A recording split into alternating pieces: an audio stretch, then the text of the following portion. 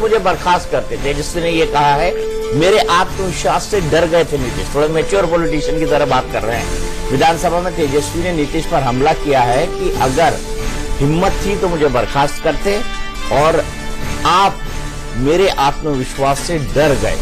ये कौन बोल रहा है? लालू भी तेजस्वी के पीछे, या तेजस्वी का खुद का कॉन्शियस बोल रहा है? और वो इतने चतुर नेता बन गए हैं कि वो इस ढंग की बात करें, इतनी पॉलिटिकली मैच्योर बात करें। विनोद जी, नहीं, देखिए एक चीज है, जाहिर है लालू जी के वो बेटे हैं, और आप याद करिए कि लोकसभा चुनाव जब हुआ था उसके पहले भी शुरू से ही तेजस्वी लालू यादव के साथ लगातार उनकी जनसभाओं में जाते थे, उनके प्रचार अभियान में जाते थे।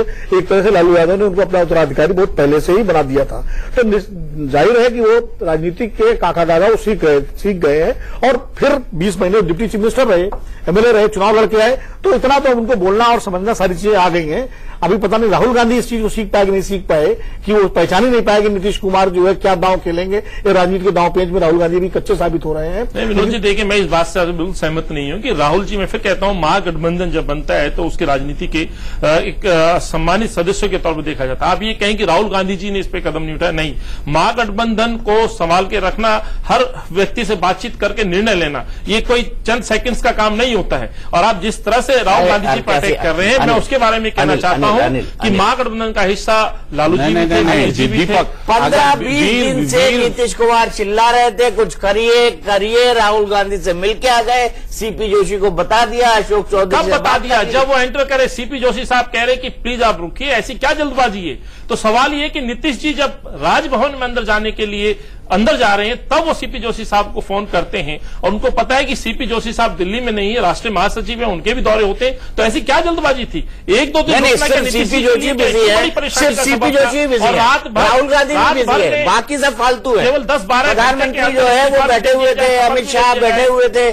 तर्क लगता है इसमें ढिलाई तो कांग्रेस की तरफ से। देखिए, मैं ये मानता हूं कांग्रेस बहुत कुछ कर नहीं सकती थी। अगर नीतीश कुमार आमादा थे बीजेपी के साथ जाने में तो कोई नहीं रोक सकता, लेकिन फिर भी जो प्रयास किए जाने चाहिए थे, दिखाई पड़ने चाहिए थे, वो शायद कांग्रेस की तरफ से नहीं हुए। बिल्कुल, अगर वो संकेत भी देते कि हाँ, वीरभद्र को चीफ मिनिस्टर आप बनाए रखते हैं तो आप किस मुंह से तेजस्वी से इस्तीफा लेंगे? कांग्रेस की दुविधा ये भी थी, सिर्फ ये कह लेना कि वो एक्टिव नहीं हुए। तो जो पॉलिटिक्स चल रही है और कांग्रेस का करप्शन से जो रिश्ता है, वो आप तेजस्वी के करप्शन को इशू नहीं बना सकते। वो बना सकते थे नीतीश कुमार, वो बहाना था जाने का या जेन्युइन था, ये अलग बहस होगा, लेकिन कांग्रेस उस सवाल अरविंद करप्शन का इशू बहाना था। मैं एक आज जो है या तो फिर मुझे विधानसभा चलना है। आशीष सिन्हा हमारे साथ पैच है, कई सारी बात तेजस्वी ने बोली है। उन्होंने कहा है ये क्या छवि है, ये कौन सी छवि है, इधर हो गए इधर हो गए। तेजस्वी ने काफी हमला बोला है, बड़ा प्रश्न चिन्ह उठता है। ठीक है, तेजस्वी ने काफी हमला बोला है। हमारे सहयोगी आशीष सिन्हा साहब में, आशीष क्या हुआ अंदर?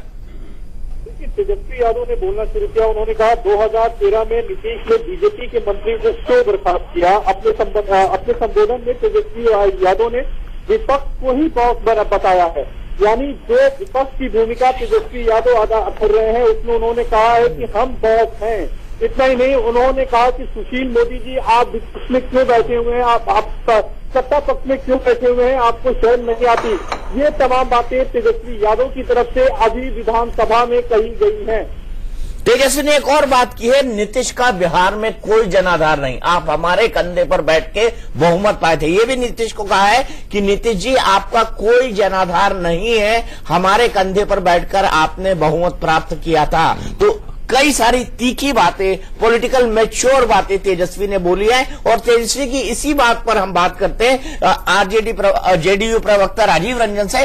राजीव, इतना तीखा हमला तेजस्वी का नीतीश कुमार पर, वो पूछ रहे हैं कि ये कौन सी छवि है, अगर हिम्मत होती तो मुझे बर्खास्त करते। आपने बर्खास्त क्यों नहीं कहा? आपने इजी रास्ता क्यों चुना बीजेपी के साथ जाने का?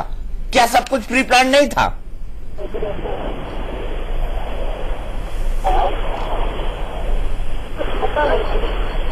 और तेजस्वी ने एक बात और कही है, तेजस्वी ने कहा है कि 15 दिन पिछली लोकसभा में ये इनका इतना जनाधार था कि ये 2 सीट पर सिमट गए थे।